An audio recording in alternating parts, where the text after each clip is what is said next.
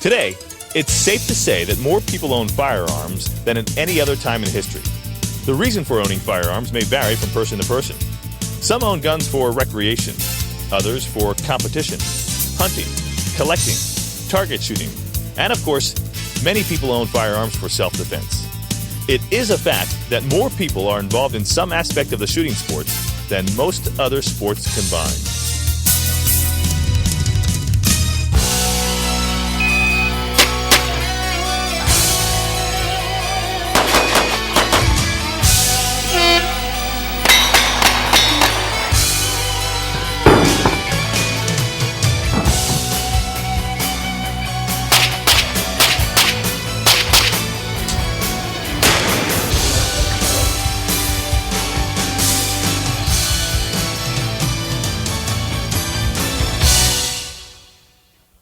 As firearm ownership increases, in particular handgun ownership, so does the need for handgun owners to be skilled in safe, responsible handgun shooting and storage. Hi, I'm Lenny McGill. And I'm Tammy McGill. In this program, we'll show you step-by-step, easy-to-follow information regarding handgun basics for self-defense and target shooting. We'll cover two of the most popular styles of handguns. The revolver, known for its revolving cylinder, and the semi-automatic, known for its high-capacity magazine and its automatic reloading capability. Then we'll look at handgun shooting techniques that will make you a more accurate and confident shooter. Finally, we'll discuss self-defense and how to use a handgun in an emergency situation. But first, the most important aspect of firearm ownership is safety. Firearms are like any other type of machinery. Used properly, they'll provide years of enjoyment. But if a firearm is not treated with respect, if you play around with a gun or become complacent with safety procedures for just even a second, a life could be lost and your life could be shattered as you know it. Let's review the 10 basic rules of firearm safety used by the National Rifle Association and most other shooting organizations. Rule number 1. Always keep the gun pointed in a safe direction, and always treat every gun as if it were loaded. This is the primary rule of gun safety. A safe direction means that the gun is pointed so that even if it were to go off, it would not cause injury, damage, or death. By treating every gun as if it were loaded, you could avoid the most common mistake that leads to an accidental shooting. Never point a gun, loaded or unloaded, at anything or anybody that you do not intend to shoot. Rule number 2. Always keep your finger off the trigger until you are ready to shoot. You can rest your finger on the trigger guard or along the side of the gun until you're ready to fire. But always keep your finger off of the trigger until you're ready to shoot. Rule number 3. Always keep the gun unloaded until you are ready to use it for your chosen activity. Whenever you pick up a gun, immediately open the action to check and see if it is empty or loaded. Later in this program, we will show you how to do just that with a variety of handguns. Rule number 4. Know how to use a gun safely and properly. Before handling and shooting a gun, learn how it operates. Know its basic parts, how to safely open and close the action, and how to load and unload the gun. Rule number 5. When shooting, know your target area and what is beyond. This means observing your prospective area of fire before you shoot. Never fire in a direction in which there are people, houses, cars, or livestock.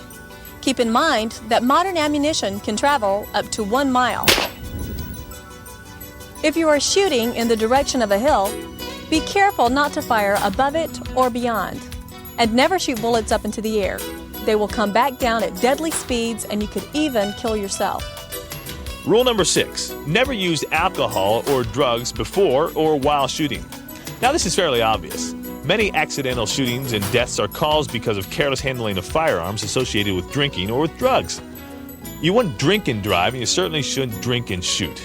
Don't become a statistic. Rule number 7. Be sure the gun is well maintained and safe to operate. Just like other tools, guns need regular maintenance to remain in good working order. Rule number 8. Use only the correct ammunition for your gun. Do not shoot a gun unless you are absolutely sure you have the proper ammunition. Only the manufacturer's specified ammunition can be fired safely in that gun. Again, if you have a question, check with your local gun store. Rule number 9.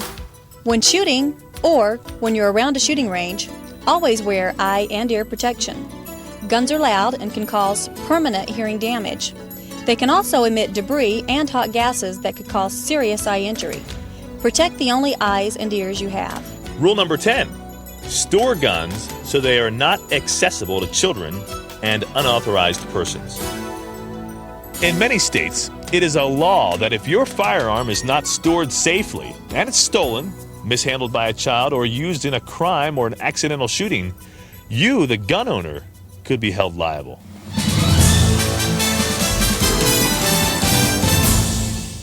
The most common type of handgun is the revolver. The revolver is known for its revolving cylinder, and this is what holds the ammunition. There are 4 basic parts to this handgun: the barrel, the frame, the cylinder, and the trigger group. Barrels for revolvers are available in many different lengths, most commonly 2 inches, 4 inches, 6 inches, and 8 inches.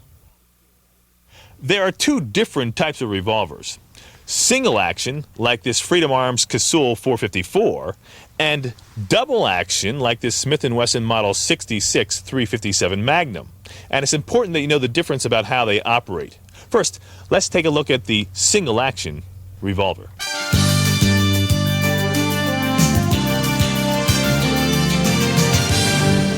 This is the type of handgun that was made famous in Western movies. It looks similar to any other type of revolver, with a few exceptions. Notice that the trigger is very close to the rear of the trigger guard. This is because the trigger performs only one action, to drop the hammer. Hence the name, single action. To fire this gun, you pull the hammer back to the cocked position with your thumb. Then, aim the gun at your intended target and engage the trigger with a very slight pressure. The hammer will fall, and the gun will fire. To shoot again, you must pull the hammer back once again. This advances the cylinder to the next chamber, which holds a new cartridge, and then again you pull the trigger.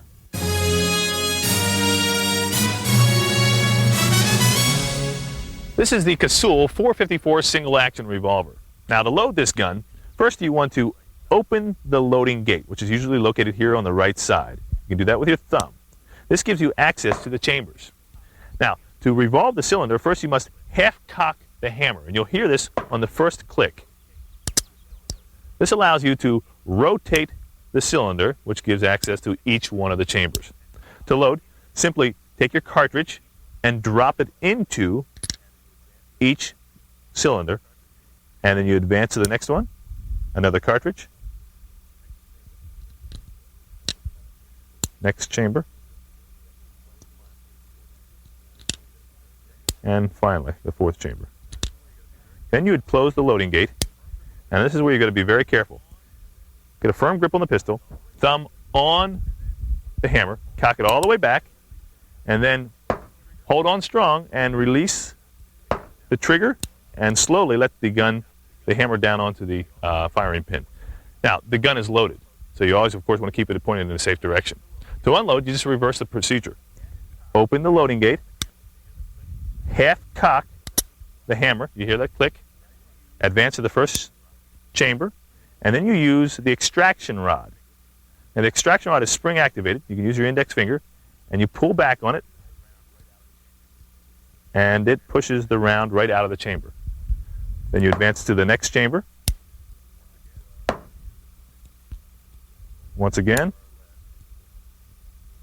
And for our last round with the extraction rod. And you'll see a good shot of the extraction rod here as it came up all the way through the chamber. Now, single action revolvers are slightly more difficult and slower to use than double action revolvers. However, with practice, you can become very proficient in their use, as demonstrated in this video clip from the End of Trail Cowboy Competition. Competing with a handgun is one of the most enjoyable sports you can undertake, and there are competitions for almost every type of handgun made. In this particular tournament, competitors shoot guns from the Old West era, single-action revolvers, lever-action rifles, and side-by-side shotguns. You'll notice that this shooter is using his left thumb to cock the hammer of the revolver. They are scored on speed as well as accuracy. Now, here's Dennis Ming. He's the overall champion at the 1993 End of Trail Cowboy Shoot-Off. Everything, and then pull.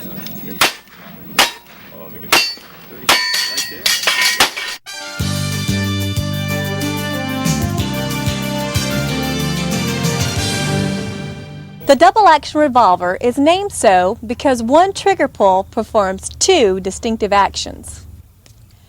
As you pull the trigger, the action rotates the cylinder, and as you pull the trigger further, it drops the hammer. There is no need to cock the hammer with your thumb.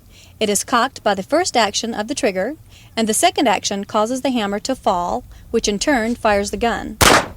Most double-action revolvers can be fired single-action style by cocking the hammer back all the way and then squeezing the trigger.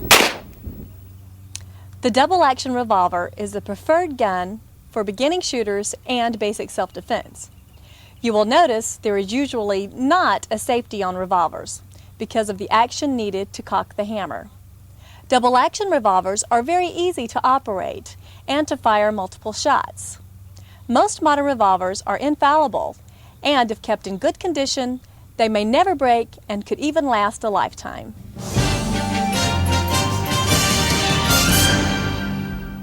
To load the double-action revolver, simply drop one cartridge into each chamber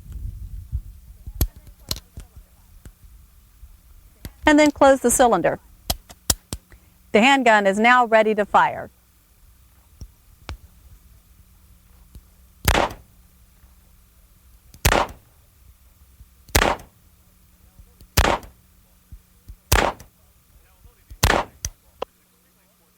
Now, in loading a double-action revolver, it's extremely important that you follow the basic rule of safety, either loading or unloading.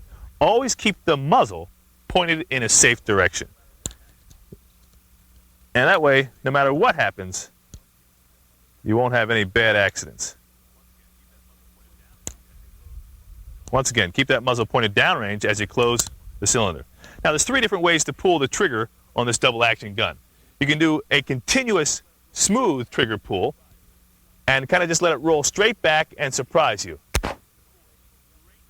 The key here is to pull straight back, not to yank the gun one way or the other with too much pressure that way or too much pressure this way. The key, once again, is to roll straight back. Now, another way to shoot this gun, and this happens a lot in competition, is to stage the trigger. There's really two different functions here. One is to rotate the cylinder to the next chamber, and the next function of the trigger is to drop the hammer. So I'll stage the trigger, pull back, and pause.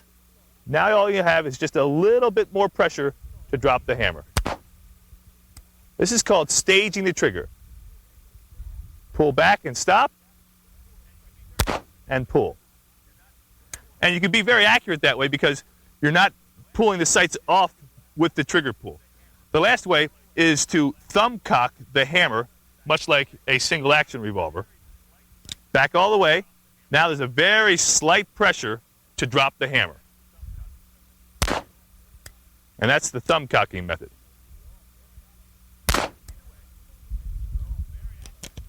Either way, they're all very accurate, and it's basically a personal preference and depending upon what you're doing with the gun at that time. There are many different makes and models of revolvers, and they each have their advantages and disadvantages depending on their intended use. There are large revolvers and small revolvers. Some are meant for hunting. Some are designed for target and competition shooting, while others are intended to be carried for long periods of time in a concealed position. If you are purchasing a handgun for self-defense, we have several suggestions. First, make sure that you are buying a gun of high quality. Purchase a handgun from one of the major manufacturers, Smith & Wesson, Colt, Taurus, and Ruger, to name a few. There are many top-quality revolvers available. Second, buy a gun that feels good in your hand. Not too big, not too small. Smith & Wesson is now making revolvers designed specifically for women, with a smaller grip and lighter overall weight. For self-defense, we recommend that you use a revolver that has a 2 or 4 inch barrel length. It will be lighter and easier to bring into action than a longer pistol. And finally, purchase a handgun in a suitable caliber. Whether for hunting, target shooting, or self-defense, there is a correct caliber that will help you maximize your efforts. Now let's take a look at semi-automatic pistols.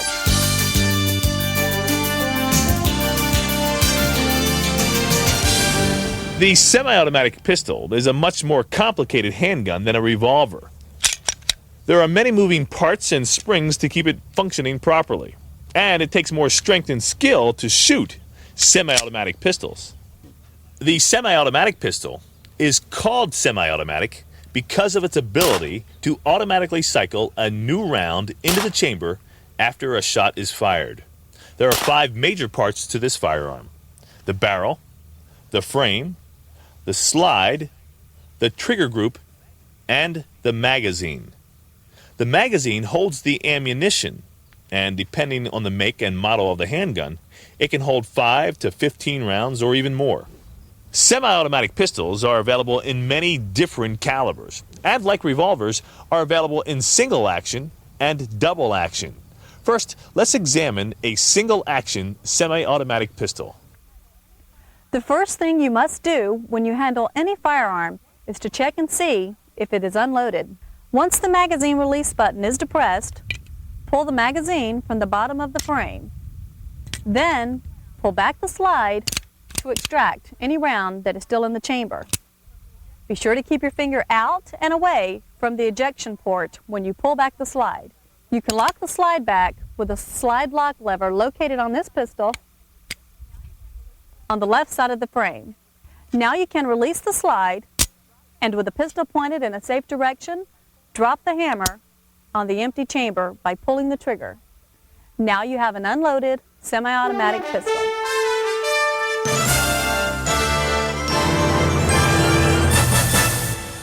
This is a Colt .45 caliber semi-automatic pistol. Now to load this gun, you want to keep the muzzle pointed in a safe direction. And you take a loaded magazine and insert it into the magazine well located at the bottom of the grip of the pistol. You'll feel and hear a distinctive click when it is properly seated. Then you would want to pull back the slide, and I like to grasp it with my thumb and forefinger of my left hand. Pull back the slide all the way, and then let it go under the internal springs that are located inside the slide. A cartridge will be picked up by this return action, and now there is a cartridge resting inside of the chamber. You'll note here that the hammer is now cocked back. It is now ready to drop on the firing pin with just a slight pressure on the trigger, like so. Now, if you're not ready yet to shoot this gun, you can apply the manual safety, which is this lever right here. It's usually found on the left-hand side of most pistols. All semi-automatic pistols, or most semi-automatic pistols, have a safety similar to this that is located on this left-hand side of the frame. Now, once again, even though the safety is applied, you should always keep the gun pointed in a safe direction, because after all, the safety is just a piece of steel, and someday it could break, and you don't want to rely on the safety that would cause an accidental shooting. Now, to shoot this gun, again, release the safety, apply a slight pressure to the trigger, and squeeze.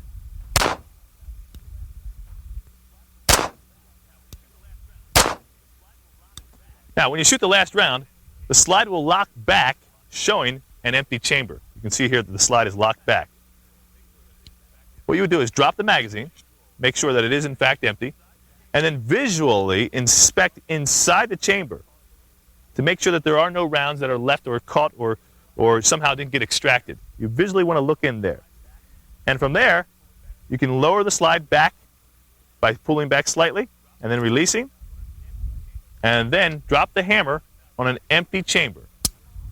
The gun is now ready to be put away and stored for future use. Semi-automatic pistols are also available in double action. This is a 9mm double-action semi-automatic pistol. It operates the same as a single-action semi-automatic, except that the trigger, like in a double-action revolver, can perform 2 actions. 1, to cock the hammer, and 2, to drop the hammer to start the firing sequence. Or You may operate the gun like a single-action semi-automatic pistol and manually cock the hammer and depress the trigger. The trigger simply drops the hammer and starts the firing action. Most double-action pistols have a decocking lever along with or instead of a safety. This decocking lever enables you to lower the hammer without striking the firing pin. This allows you to carry the gun with a round in the chamber, with the hammer down. Always remember to keep the gun pointed in a safe direction. To fire this gun, just apply pressure to the trigger and the hammer will cock and then fall to begin the firing sequence.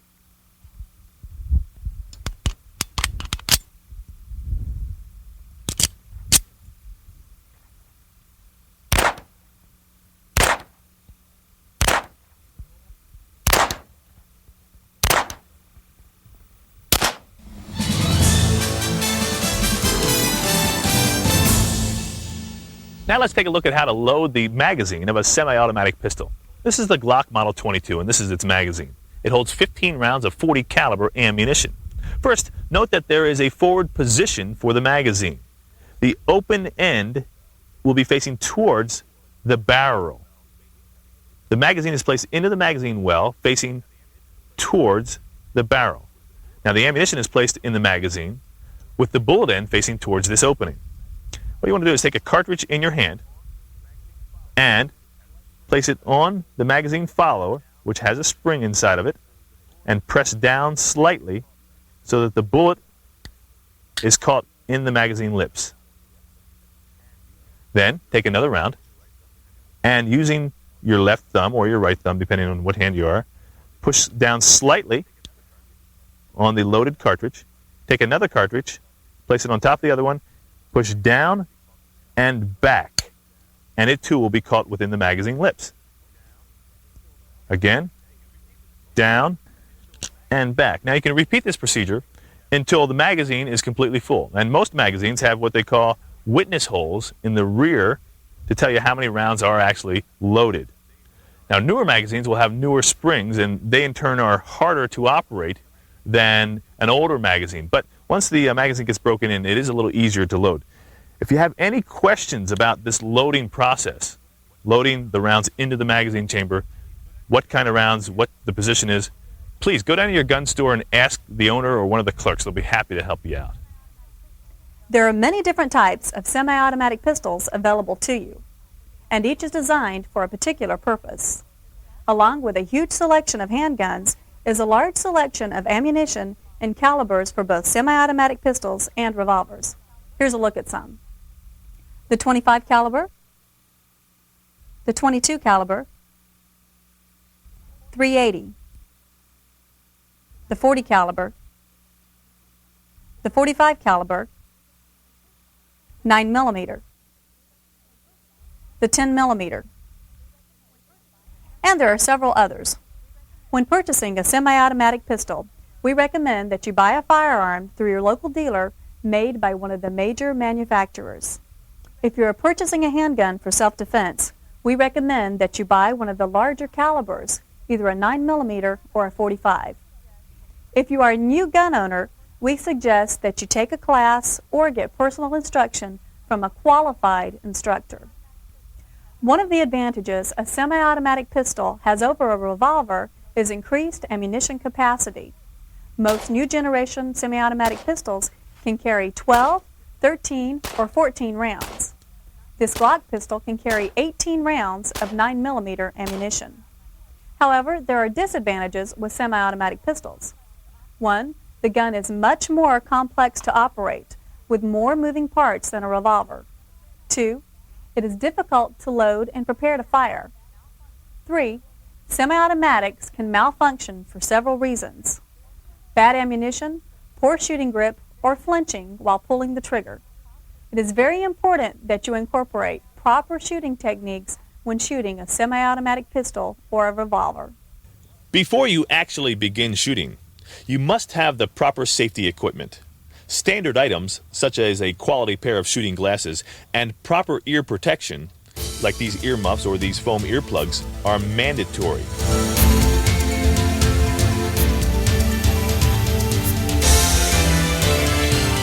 There are four basic fundamentals of pistol shooting: grip, stance, sight alignment and sight picture, and trigger control. All four are equally important for accurate and consistent shooting. Now, the grip you use will be what feels most comfortable for you, regardless if it's a revolver or a semi-automatic pistol.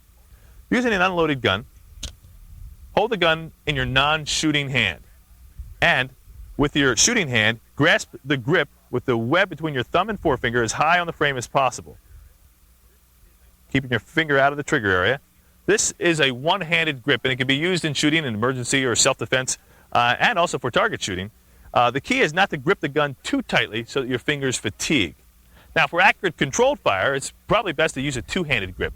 Take your non-shooting hand and wrap it around the shooting hand with your fingers all the way around. Now, I'm going to close the cylinder here so you can get a better idea what this looks like. You've got your shooting hand, one-handed hold. Take the non-shooting hand and wrap it all the way around there and keep your thumb down and out of the way. You don't want to wrap your thumb up around this way because that's really not as comfortable and not as strong that if you keep this left hand here. What you're doing is this left hand is basically a support hand. It's supporting the pistol when you bring it up to fire. It's supporting it for recoil.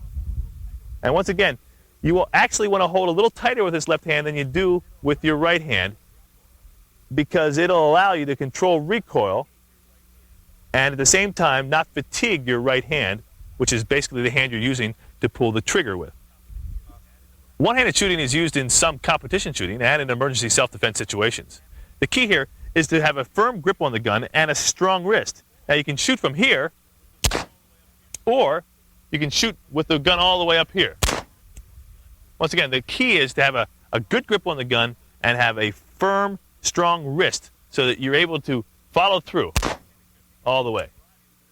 Now, using the two-handed grip, you can shoot from a variety of positions. You can shoot from here, you can shoot from here, and you can shoot with the gun all the way up. Either way, it's very effective, as you'll see, depending upon what situation you have. The two-handed grip is the preferred method because you have much more control of the handgun. Stance is the next item in our formula for accurate shooting. This involves your body position when shooting. Your feet should be shoulder-width apart, and your weight should be equally distributed on both feet. Bend your knees slightly and relax your muscles. You should be leaning forward, but not too much so that you lose your balance. Your comfort is very important, and you should be able to stand in this position for quite some time. Some individuals like to have both feet squared up to an imaginary line. Others like to have one leg slightly in back of the other. In my case, I like to have my left leg slightly behind my right leg. Because I shoot with my left hand, it feels better to have my stance tilted to the left. The keys to stance are stability, weight transfer, balance, and comfort. Another important part of a good shooting stance is the position of your arms. There are three recognized arm positions for shooting. The isosceles stance, where both arms are fully extended and the pistol is centered between your arms. The Weaver stance, where your shooting arm is completely straight and pushes outward, and your other arm is bent and pulling slightly inward. This in and out pulling process helps to stabilize the gun. And the last arm position is the modified Weaver stance. This is basically in between the Weaver and the isosceles stance. The shooting arm straight and the support arm bent less. All of these positions are acceptable, and it really comes down to personal preference. The key here is to find a position you like, to practice with it, and then to stay with it.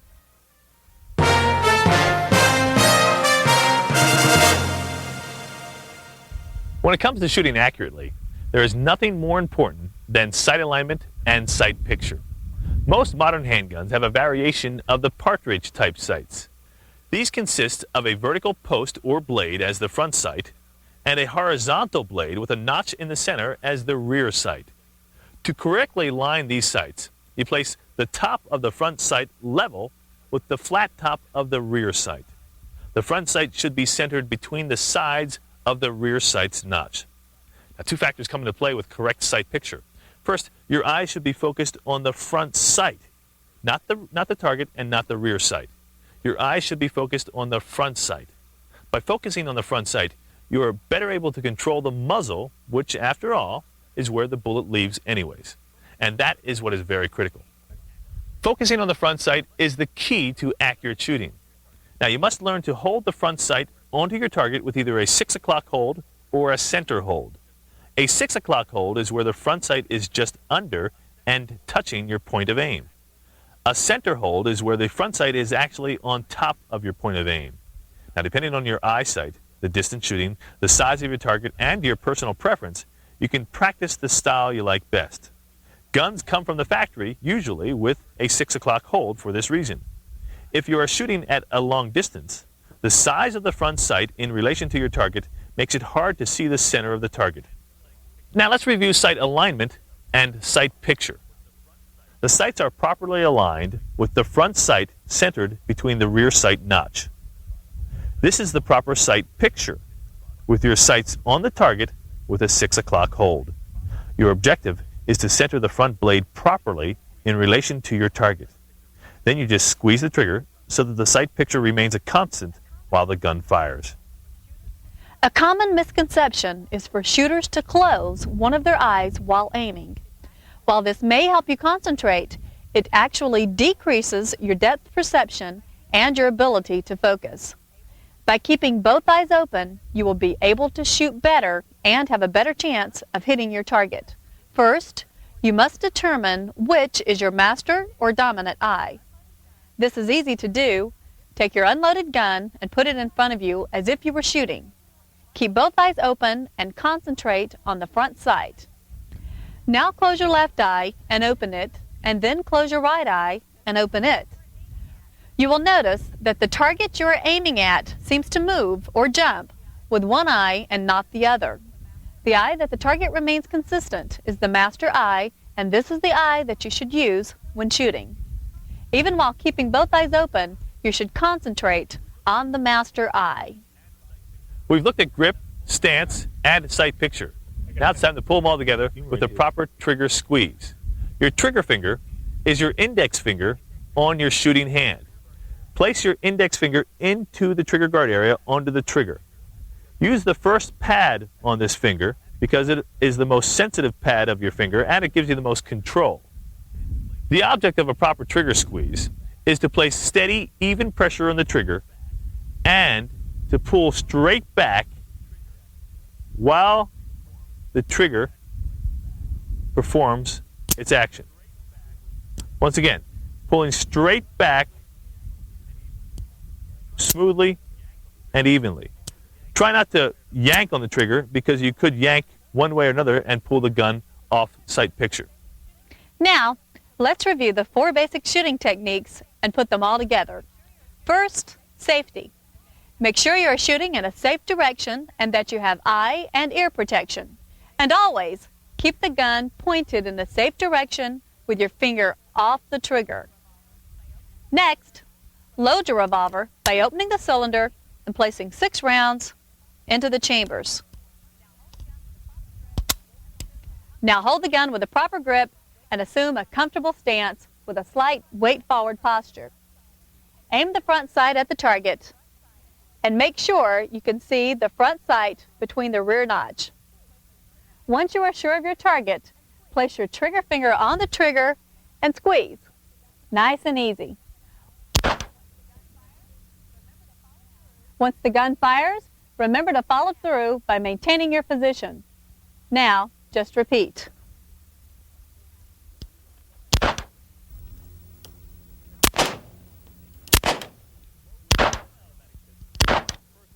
With a semi-automatic pistol, first load the magazine.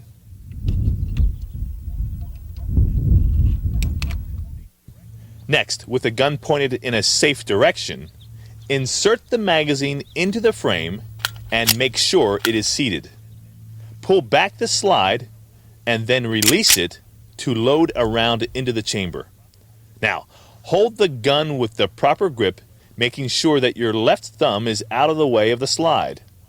Assume the proper stance and line up your sights, making sure to focus on the front sight and to place the front sight in the notch of the rear sight.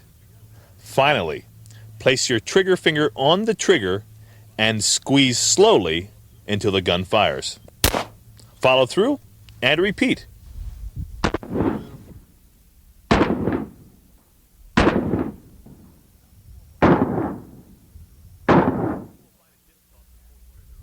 Some people will find it difficult to pull the trigger on some double-action revolvers and to work the slide on some semi-automatic pistols. If you're experiencing this kind of trouble, then this gun is not for you, especially in a self-defense situation.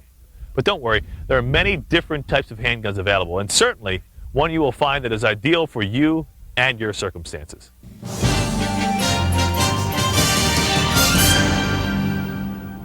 Many of you have or are going to purchase a handgun for self-defense and home protection.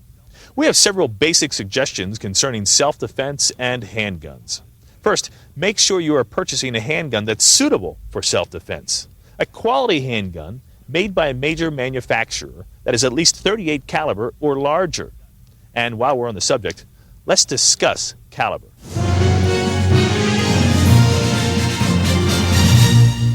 The term caliber generally refers to the diameter of the bullet or the diameter of the barrel, which is also known as the bore of the gun. Caliber is measured in thousandths of an inch, or in metric millimeters. For example, a .45 caliber pistol has a barrel diameter of 0.45 inches. A 9 millimeter pistol has a barrel diameter of 9 millimeters. Likewise, a .22 caliber firearm has a barrel diameter of 0.22 inches, while a .40 caliber handgun has a barrel diameter of 0.40 inches. It's safe to say that the larger the caliber, the more effective the handgun will be for self-defense shooting. And now that we're talking about caliber, let's take a look at the different types of ammunition that are available and how they relate to you for self-defense and target shooting. There are three common types of bullets: exposed lead, jacketed or full metal jacket, and partially jacketed bullets. These come in a variety of different configurations. Round-nosed lead bullets are used for target shooting. Wad-cutter bullets are also used for target shooting because they cut a very round hole in paper targets. Full metal jacket bullets are labeled FMJ and are used in military and some law enforcement applications, as well as for plinking with everyday shooters. And for self-defense, we recommend jacketed hollow point ammunition, usually labeled on the box JHP. Jacketed hollow point bullets have shown in tests to have excellent expansion properties. This is very desirable in self-defense situations for two important reasons. Jacketed hollow point bullets will expand to almost 2 times their original diameter. This slows the bullet down and helps inhibit over-penetration. Additionally, all of the bullet's energy is expended in the target you are shooting at. This greatly enhances stopping power. Here's a demonstration that will illustrate the differences in shooting full metal jacket ammunition and hollow point ammunition in a self-defense situation. All right, first we're going to try the 9mm military ball round. We're going to load it up in this Taurus PT-99 pistol. And we're going to shoot this 6-pound ham that's downrange here. We're going to see what the military ball ammunition does to that ham.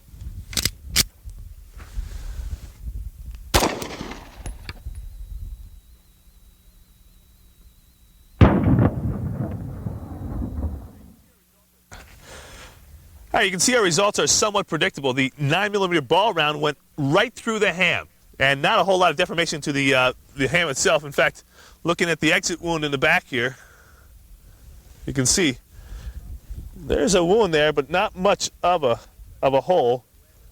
And in fact, just blew out the last back half of that. The round went straight through and really didn't even knock the ham off of the chair that we have it on.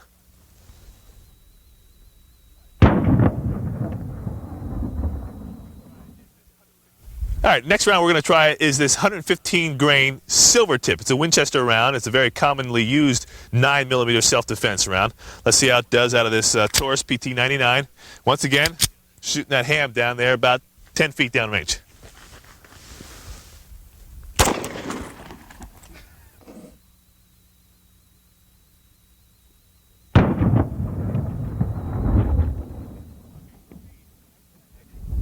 Okay, you can see that the silver tip round actually had a lot more impact here on this ham. In fact, it blew apart about a quarter of the ham itself. That silver tip round expanded more, transferred more of its energy to the ham, and just blew a chunk of it right off.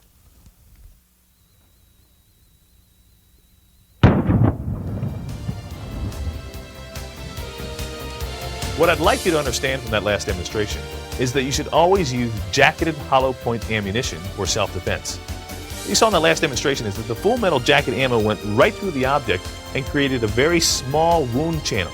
Now, in a living body, you'll have a tendency to close up around that, and it'll have less stopping power. Additionally, the over-penetration of the full metal jacket ammo provides a potential hazard because the bullet will have the ability to go right through a wall and into a potential bystander or innocent bystander behind that wall. So the jacketed hollow point ammunition will expand much greater and create a larger wound channel, hence having more stopping power and the ability to put someone in their tracks and keep them away from you. At the same time, it will have less ability to over-penetrate and to go through a wall and into an innocent bystander. And for these reasons, we recommend that you use jacketed hollow point ammunition in a self-defense situation. Now here's a look at some excellent choices for self-defense ammunition.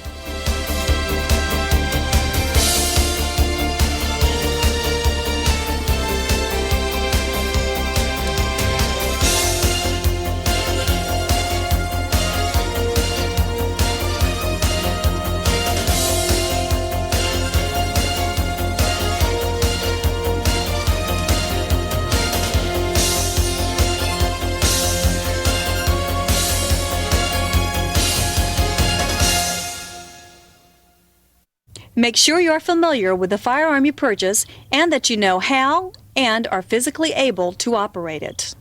A new Colt 45 semi-automatic is a great gun for self-defense if you're familiar with it and you are able to operate it. But this gun requires some strength to pull back the slide. I suggest if you are purchasing a handgun for home protection and you don't shoot a lot, you should buy a 6-shot, 4-inch double-action revolver. Third, you must practice with your firearm. Granted, you may purchase your handgun, load it, and put it in your safe box and never have to use it for self-defense, and that would be great. But if you need to use it, you'll be a lot better off if you're proficient with your firearm. Purchasing a firearm is a responsibility that you must take very seriously. The gun must be readily accessible to you, yet it must be safe and secure from children and unauthorized individuals. Too many children are injured in firearms accidents each year. It's not enough to tell your children not to touch your gun. Children are very curious. And please, don't store your gun under the bed or in the closet thinking your children won't find it. What if they do? You must have some sort of locking storage device if you have children or if children visit your home. If you're not willing to do this, then please, don't buy a gun. It's not worth the risk. Fifth, know the laws of your community. Every state has different laws regarding the use of firearms in home protection and self-defense. It's safe to say that if you feel your life is being threatened, you may use your firearm in self-defense. But if a burglar's running out of your house with your TV set in his hand and you shoot him in the back, you're going to be in trouble. It's better to let him go and call the police. A good reference to this situation is the video Deadly Force, Firearms, the Law, and You. Here are a few interesting statistics taken from an FBI report on firearms and self-defense. 80% of all civilian self-defense gunfights occur in the home, and 70% occur in the dark. 85% of the time, only one shot is fired, and the bad guy gets away on his own. 45% of the time, the one shot actually hits the intruder, and the rest are misses. Only 15% of these shootings result in the death of the intruder. In the majority of cases, when the intruder is shot, what usually happens is that he'll check into a local hospital for treatment. At that time, most of the suspects are picked up by police for two reasons. The homeowner called the police and reported the intruder and the gunfire, and two, hospitals, clinics, emergency rooms, and doctors are required by law to report gunfire injuries to police. So this double-check system usually catches a suspect, and that's why you as a homeowner should report a shooting incident of this nature. Now, here are some suggestions on how to handle a self-defense emergency situation once you're alerted to an intruder in your home.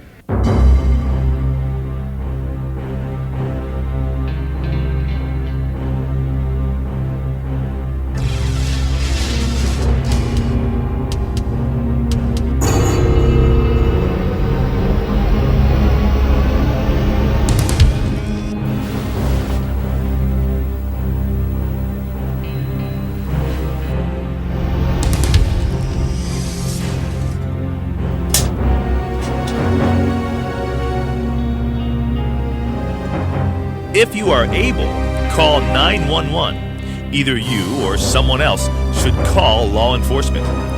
Even if you just dial 911 and leave the phone off the hook, they are trained to listen for sounds of distress. Next, secure your firearm and other family members. Listen for sounds of forced entry and movement.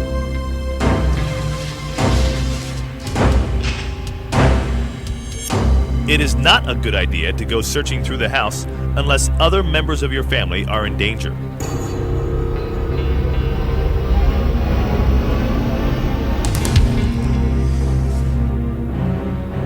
Your best tactic would be to inform the intruder that you have a gun and that you have called police. Yell loud and with force. I have a gun! I've called the police! Get out of my house!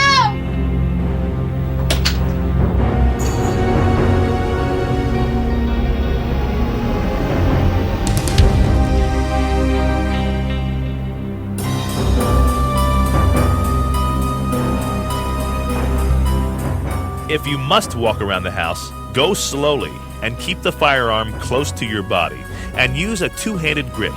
Keep the gun pointed out and away from your body parts. With both hands on the gun, you are less likely to shoot yourself and you'll have more control of the firearm.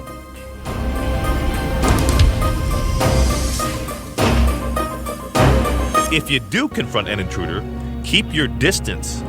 Try and place something between you and the intruder, such as a couch, countertop, chair, or table. Order them to leave and repeat. I have a gun! I've called the police! Get out of my house! Get out!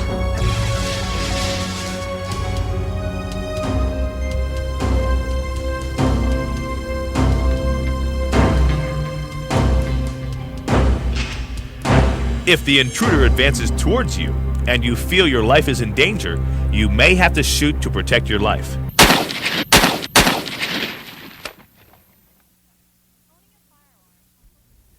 Walking through your home with a loaded gun is one of the most dangerous things you could ever do. We recommend, of course, staying inside the room, dialing 911 and securing your firearm. But if you must walk through the house, here's a couple tips that may help you out. One, make sure that it is, in fact, an intruder. Not a family member or a friend of a family member or one of your children or a relative or someone that you really wouldn't want to shoot, a neighbor coming over to knock on your door. Be absolutely positive that it is an intruder. Which brings us to the next point. When you do walk through the home, keep your finger out of the trigger guard area and away from the trigger. You know, it's dark, and if you're walking through the home and you actually stub your toe on a wall, or if you trip on a toy and your finger is on the trigger, there's a good chance you could jerk it off accidentally, and a tragedy could happen. Next, keep the gun close into your body. There's no need to walk around the house with the gun out like this. The idea is if the gun's close to your body, you have more control of it. If the gun's out here, there's a good chance an intruder can knock it away. They can steal it from you. By keeping it close to your body, you have a lot more control. You have a lot more strength on the gun. Plus, you can shoot from this position very accurately. You can actually, in a gunfight situation, because most home gunfights are between 7 and 10 feet, shoot from this position very accurately. Even if you have to, bring the gun up very rapidly in this position. Now, next time you're out at the range, practice shooting from here, both with two hands and one hand, and you'll be surprised how accurate you can be in a self-defense situation, 7 to 10 feet. And finally, when approaching a corner, try not to fall into the Hollywood trap of getting up real close and peeking around. What could happen is the gun could be knocked away, it could be taken away, or you could get a punch in the face. Here's how to approach in a corner. Use distance. Get to the far opposite wall, and as you come up, sneak around and look. The idea, once again, is to keep your distance from a potential intruder. Here, it will give you time to respond in case someone's over there. And once again, distance is your friend in this type of encounter. It gives you time to respond to the bad guys and not to respond if it's someone you really don't want to shoot.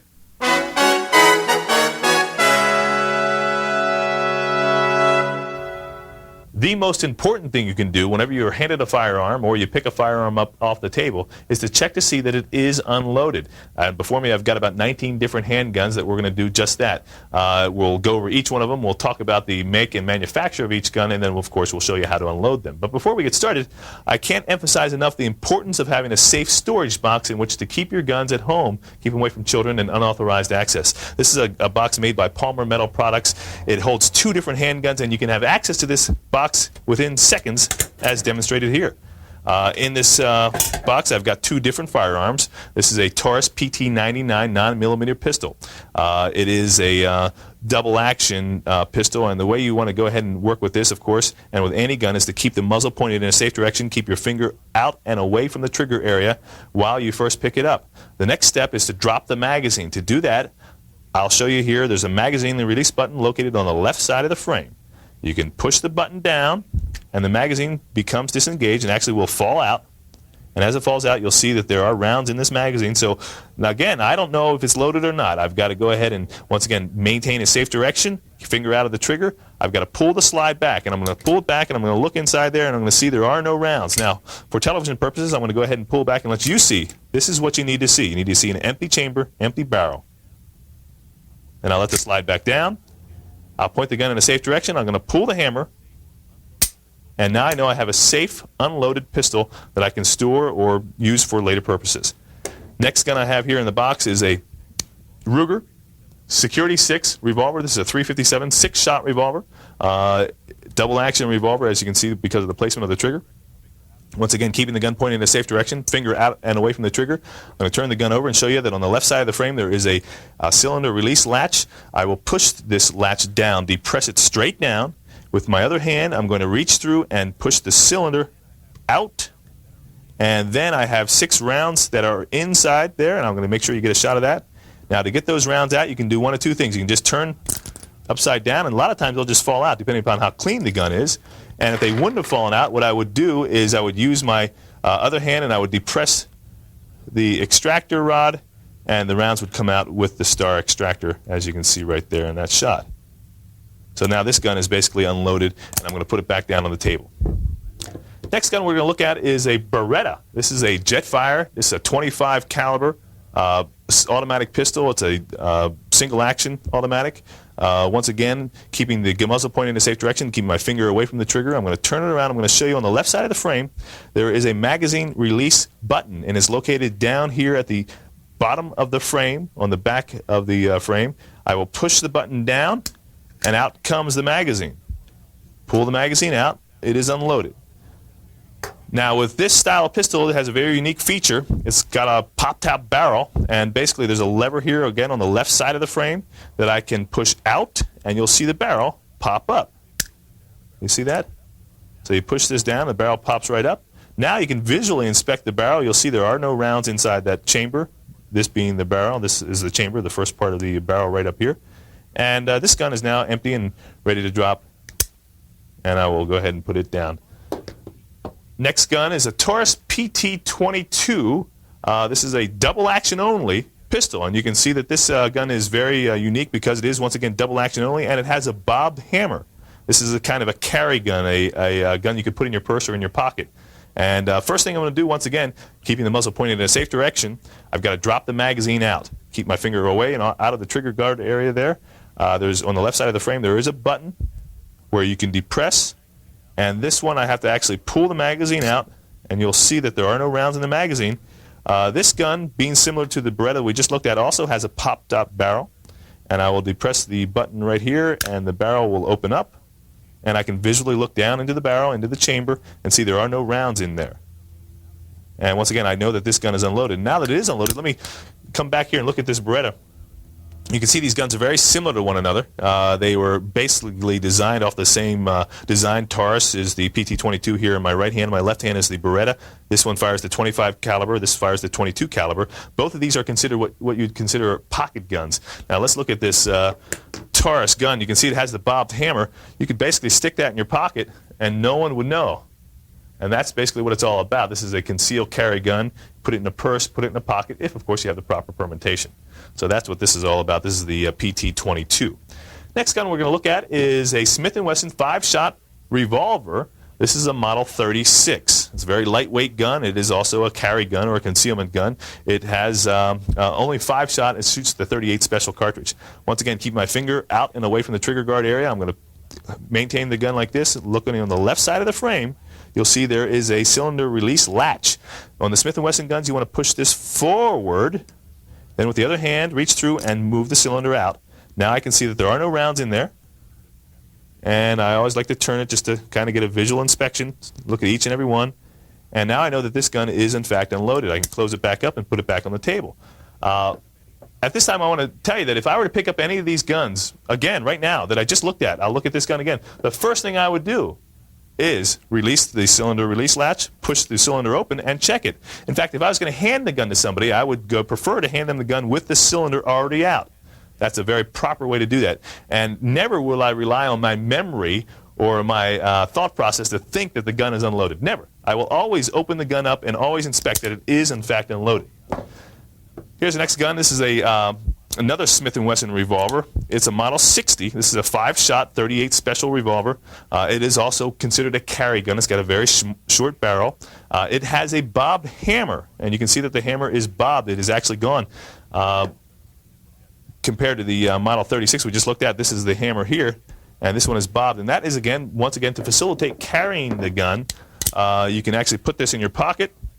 You can see that it's a lightweight gun. You could walk around like that, and really no one could tell you have it. And when you need to get it out, it comes out. And because the hammer's bobbed, it will come out of your pants and not snag up on you. Same thing if it was in a purse or even in a holster. If you're pulling it out of a holster, you don't want it to snag up on your jacket.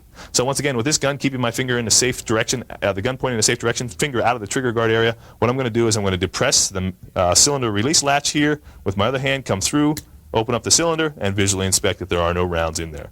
And I'll put that down, move on to our next pistol. Let's look at some single-action revolvers real quick. This is a Colt 22 Scout. This is what it's called, and this gun has, it is single action only. You can tell by the placement of that trigger there, and I'm going to go ahead and just drop the hammer real quick so we can look at it.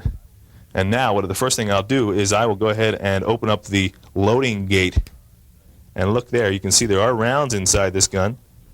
So I'll turn it towards the camera here so you can see that there are actual rounds in there. Once again, I'm keeping the gun pointed in a safe direction, keeping my finger out and away from the trigger guard area. And now the first thing I'm going to do, because this gun is loaded, I've got to go ahead and cock the hammer to the half-cock position to be able to extract these rounds and be able to rotate the cylinder. So the half-cock position is basically 2 clicks back. You'll hear these on the microphone. 1, 2. There's my second click, and now I can rotate the cylinder freely. And while I do that, it'll advance to each one of the rounds, and I'm going to use the extractor rod, which is located down here next to the barrel, take my index finger, and I'm going to pull back on the extractor rod to eject each one of the rounds. There comes my first round, and I'll turn the cylinder to the next round, and again, and I'm going to go around all the way through, and each one of these rounds I'm going to visually inspect that it is coming out, and that the chamber is in fact empty. And I'm never really going to assume to count them and to think that I know. I'm just going to keep on going around until I know that I went around and around enough. And always double check. It's a good idea to know that the gun is in fact empty. Now I can just kind of turn them around a lot. And this gun is now empty, as you can see, as I'll turn it around and around. Now, to lower the hammer on this gun, you basically have to pull it back all the way. Now, maintaining a firm grip with your thumb on the hammer, release the hammer, and slowly drop the hammer all the way down. Then you can close the loading gap back up, and you know that you have an unloaded Colt 22 Scout pistol. Now, let's move on to our next gun, which is a larger single-action revolver, but it is, in fact, a single-action revolver. This is a Freedom Arms 454 Casull. This is a very large hunting firearm, as you may expect, because it shoots such a very large caliber. You can tell, once again, that to keep this gun and to maintain the fact that it is unloaded, I'm going to keep the barrel pointed in a safe direction. I'm going to keep my finger out and away from the trigger area. And I've got to open up the loading gate first to look inside there.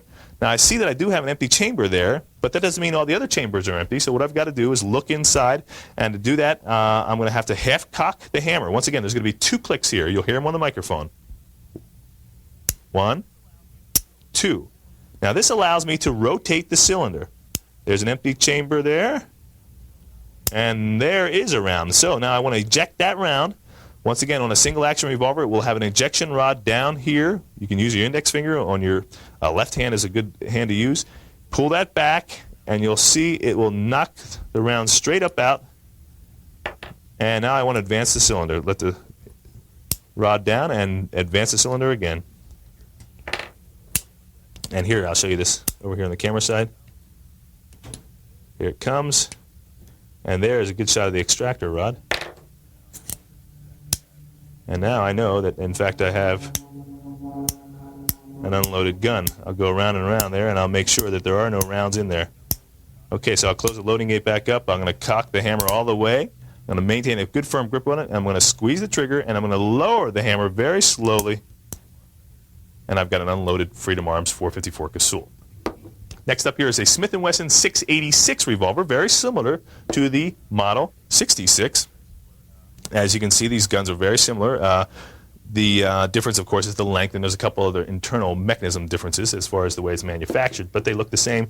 The Model 686 fires a .357 cartridge. It's a 4-inch barrel on this particular gun. Once again, keeping the muzzle and barrel pointed in a safe direction. I'm going to turn over on the left side. Very similar release latch. Once again, push the cylinder release latch forward, reach through, open the cylinder, and then let the rounds drop right out or push them out like so. And this gun is unloaded, so I'll turn it up and put it down. All right, the next pistol here is a Dan Wesson 744 44 Magnum revolver. And the reason I want to show you the Dan Wesson firearm is because there is a different latch mechanism for opening the cylinder release button. It's a little different than it is on either the Ruger or the Smith & Wesson. You can see here, once again, keeping the gun pointed in a safe direction, keeping my finger off the trigger. I'm going to turn it over on the left side of the frame, and the cylinder release button is not here, but in fact in front. And I'm going to go ahead and pull this down and reach through with my left hand and pop the whole mechanism out. And you can see here that there are 6 empty chambers there, and so this gun is unloaded. And now I can close it back up and put it down. Let's move forward now to some of our automatic pistols. The first pistol I will show you here is a Ruger. This is a Mark II Ruger with a bull barrel. It's stainless steel, as you can see. This Ruger is somewhat different than some of the other automatic pistols you'll find because of the position of the magazine release button. It is located at the bottom of the frame. Now, once again, I'm going to keep the muzzle pointed in a safe direction. Can't say that enough. Keep my finger off of the trigger. I'm going to turn the gun over, and I'm going to look down here. There is, in fact, a magazine release button right here, and to open this, you depress it or just push back on it. The magazine will come out, and there it is. Now, you can, of course, do that upside down, too, and out it comes. And there are no rounds in there. Now, to look into the chamber of this gun, you can see there are 2 little pieces of steel sticking out here on the slide, the internal slide. I'll pull back, and I'll be able to look right down into the barrel here, and hopefully the camera will get you a good shot of that. You can see there are no rounds in there. And you always want to visually inspect the barrel to make sure there are no rounds in the chamber area. Let the slide forward, and I will drop the hammer, and the gun is now empty, keeping the gun pointed in a safe direction. Next gun we're going to look at is a 1911 style 9mm pistol built by Star. Now, I say 1911 style because you've probably seen a gun look like this. Colt has manufactured the 1911 .45 caliber, which is this gun, for just about 90 years now. And this is the Star. This is a copy, but it shoots a 9mm cartridge. So let's look at the Star 1911 style pistol first. This is actually called a BKM Star. First thing I want to do, of course, is keep my finger off of the trigger and away from the trigger guard area. Keep the gun pointed in a safe direction. Turn it over and look on the left side here. There's a magazine release button. I will depress that button with my thumb. The magazine starts to make its way out. I can pull the magazine out. Now I want to go ahead and visually inspect the chamber. So I've got to grab here with my thumb and index finger, my left hand, and pull back and look inside the chamber. And you can see there are no rounds in there. Now, for this gun, if I were to hand this to someone, a good way to do that is to actually get the slide back the whole way and put the slide stop up. And the slide stop is right here. And that way when you hand the gun to someone, it looks like this. And it's actually caught up on the slide stop. And it maintains the fact that you can look in there, and anybody who picks the gun up off the table, as soon as they pick it up, they're going to be able to look in there. They're going to see that there are no rounds in it. So this is a very proper way to hand a gun to someone with the slide already pulled back and basically locked back with the slide lock button there on the side.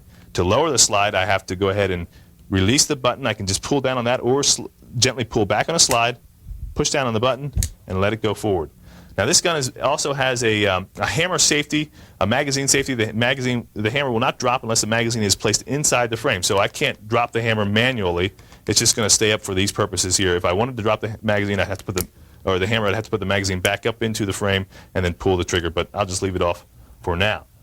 And that'll bring us to our next gun, which is this Colt 45 pistol. And this is an automatic pistol, as you can see, semi-automatic pistol, single action only. The way this works, basically, again, keeping the gun pointed in a safe direction, I'm going to turn the gun over and I'm going to look on the left side of the frame, and we do, in fact, have a magazine release button here located on the left side. I can push that with my thumb, and out comes the magazine. Put the magazine on the ground, keeping the gun pointed in a safe direction. I can go ahead and visually inspect the chamber area by grasping the slide with my thumb and forefinger, open up and look inside, and I'll see that there are no rounds in there.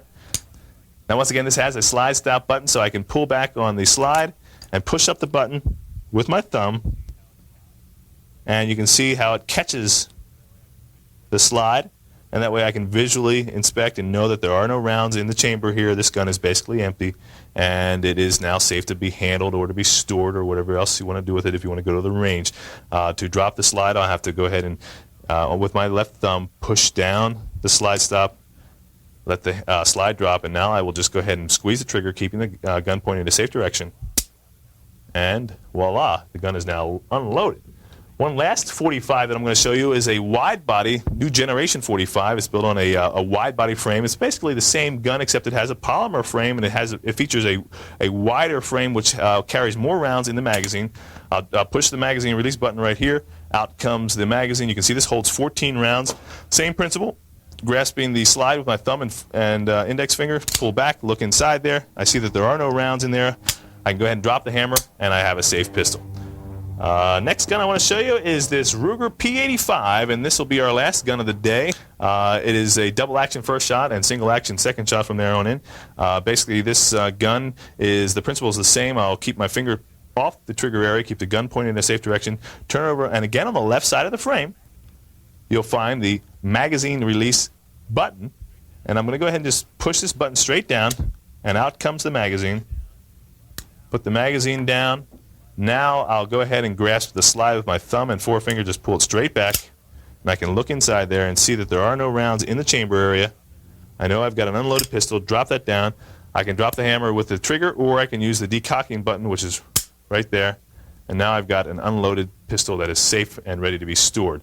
I cannot emphasize enough that whenever you pick up a gun off the table, no matter when you last touched it, if it was minutes or hours or days, always pick the gun up, keep it pointed in a safe direction, open up the action, whether it be the cylinder, you want to open it up and visually inspect it, or whether it's the slide on an automatic pistol. You want to drop the magazine, open up the slide, and look inside there. Always keep it pointed in a safe direction. Always keep your finger off the trigger until you have ascertained that it is, in fact, unloaded. That's going to avoid many accidents and a lot of tragedies.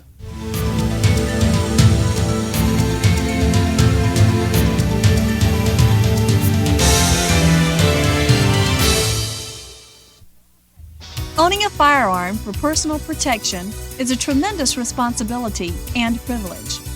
We, as law-abiding citizens of the United States of America, have an opportunity that few people in any other country can enjoy. We know that we have the ability to protect ourselves, our loved ones, and our property when jeopardized unlawfully by another. The purpose of this program has been to provide you with basic shooting techniques for you to better understand the ownership and use of handguns for target shooting and self-defense. Please review the tape as often as necessary for you to become familiar with these techniques. Hopefully, you'll never have to use your firearms for self-defense. The most important aspect of firearms ownership is safety. Firearm accidents are a tragedy that can and should be prevented, especially when they involve children. If you have a handgun at home, I urge you to have a safe box similar to this one. If you are unfamiliar with any aspect of your firearm or shooting techniques, take the time to ask someone. Go to your local gun shop and ask one of the clerks or the store owner. Most of them have the answers and most are going to be very helpful. I'm Lenny McGill. And I'm Tammy Gill. Thanks for watching and safe shooting.